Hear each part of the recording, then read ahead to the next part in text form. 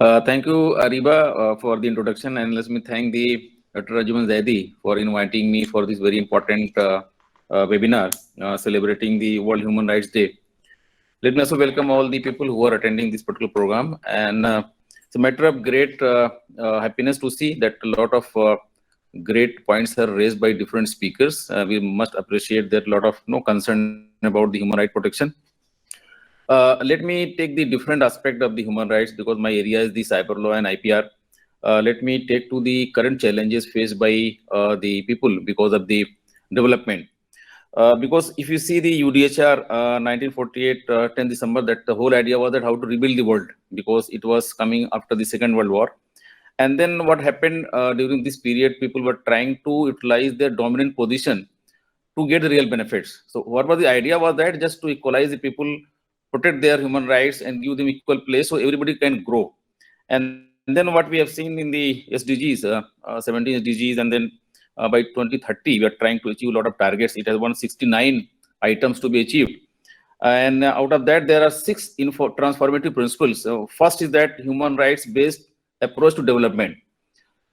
So we are very fast growing, but some point of the time we are also missing a lot of points. I want to raise the issue of the information technology and the cyberspace, social media and internet.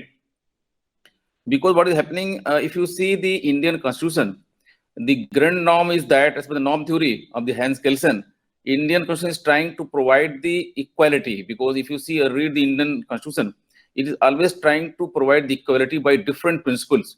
So at least if there is a kind of equality, we can have more competition, we can grow faster. That is the whole idea about the entire constitution. But then we have also seen trying to provide the reservations to the women, to the people who are scheduled caste, scheduled tribes. Again, whole idea is that to provide the equal place so everybody can grow. But because of the information technology, and then because of the social media and also the all the high-end gadgets, the problem again is the same. Because if you see even during pandemic, those actually people who are able to have the access to these kind of the remote access software, they have the online journals, they can access the laptops, mobile phones. They are able, those schools who are actually very well actually financially sound, they are able to run the classes properly, and also students are able to attend the classes. And then in this process, last 2 years, only 30% people are able to get the quality education, and 70% are deprived. And again, if you go back to the rural areas, even almost all the primary school, almost all the government school, they were closed. They could not run the classes. If you see madrasa, all the madrasa were closed and they could not run the classes. So my point is that now because of the information technology, because of the lack of those high-end event, the kind of instruments, and also the lack of the kind of internet connectivity and all, again the problem is same. Because those who are able to access these technologies, their growth will be very faster, and those who are not able to access these technologies again will be deprived. And then again the debate about the have and have nots will emerge, and then again it will be so much big gap that we'll not able to fill up. Because those are able to access the kind of the online journals or social media, and also the laptops and good softwares, they're able to get very fast access of the knowledge and then growth. And those who are able to deprived, they could not able to get the kind of the growth.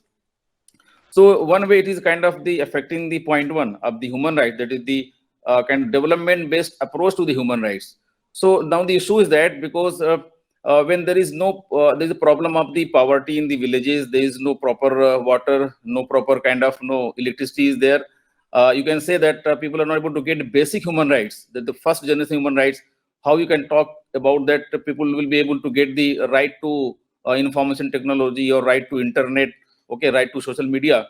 It's a very big debate. Because then ultimately, if we are really sensible enough, our government or we ourselves, we have to ensure that everybody will be able to get at least these basic kind of support system, whether it is primary school or rural areas.